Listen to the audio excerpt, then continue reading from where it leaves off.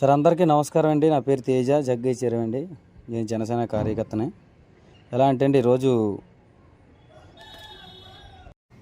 పవన్ కళ్యాణ్ గారితో గోకులం గ్రాండ్లో మీటింగ్ ఉంది. Ward committee మెంబర్లు అందరూ కూడా వార్డుకి ఇద్దరిని చొప్పున వేస్తున్నామని చెప్పేసి లిస్టు తీసుకున్నారు. లిస్టు తీసుకున్న తర్వాత అందరూ కూడా వెళ్ళి అదే గోకులం గ్రాండ్ కాడ గేటు కాడ నుంచున్నారు. జనసేన నాయకులు అందరూ కూడా నుంచున్నారు. కార్యకర్తలు, మహిళలు కూడా చాలామంది ఉన్నారు. మహిళలందరూ ఉండగా కూడా 2 గంటల సేపు అక్కడ గేటు కాడ వెనక్కి దోసేసి బాడీ గార్డు అలా దోసి కార్యకర్తలందరినీ ఎతవలను చేసి పాడేశారు అక్కడ ఉన్న వాళ్ళందరూ కూడా. తర్వాత అదే సెకండ్లో ఒక అరగంట గ్యాప్ ఇచ్చుకొని వర్మ గారు వాళ్ళ కార్యకర్తలందరినీ తీసుకున్న తర్వాత టక్మని గేట్ ఓపెన్ చేశారు. ఒక్కరు కూడా బయటికి లేకుండా టీడీపీ కార్యకర్తలు అందరూ కూడా లోనికి వెళ్ళారు.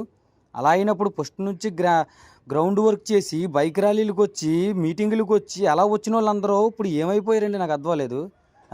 ఇందులో చాలామంది ఉన్నారు కదా అక్కడ గేటు కాడ.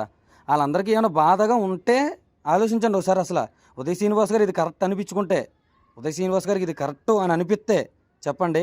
లేకపోతే ఎవరికి ఏ మీటింగ్ లేదని చెప్పుకోవాలండి. అక్కడ నుంచోబెట్టి గేటు కాడేమో జన సైకిల్ అందరూ అక్కడ నుంచున్నాక టీడీపీ వాళ్ళు లోనకి వెళ్ళాక జన సైకిల్ అందరూ కూడా ఏమైపోయారు? ఎదవల కింద లెక్క అండి. పోలే ఎవరో కూడా నాకు లేదు. నేను ఎదవ కింద లెక్క మామూలుగాని. నేను పార్టీలో సేవ చేశాను, మీటింగ్లు జనాలను కాగేశాను, బైక్ ర్యాలీకి బైకులు పెట్టాను. నాకు వస్తుంది మంట, మిగతా వాళ్ళకి మంట వస్తుందో లేదో తెలియదండి నాకు. ఓకేనండి? దీన్ని బట్టి మీరు అందరూ ఆలోచించుకొని నేను మాట్లాడింది కరెక్టో రాంగో అనేది ఒకసారి ఆలోచించుకోండి. నేను 14 సంవత్సరాల బట్టి నుంచి వెయిట్ చేస్తున్నాను. నన్ను తొక్కేవాడే కానీ నన్ను తీసుకెళ్లేవాడు ఎవడో లేడు. ఇది అమ్మ జీవితం. ఎవడెవడో వస్తున్నాడు, ఆడిని మనం భుజం మీద పెట్టుకుని మోయవలసి వస్తుంది.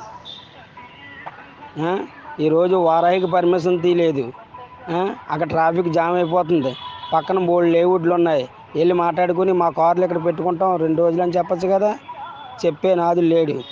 ఎందుకు వచ్చిన ఇన్ఛార్జ్లో ఏంటో. పవన్ కళ్యాణ్ గారు వస్తున్నారంటే ఏర్పాట్లు ఎలా చేయాలి?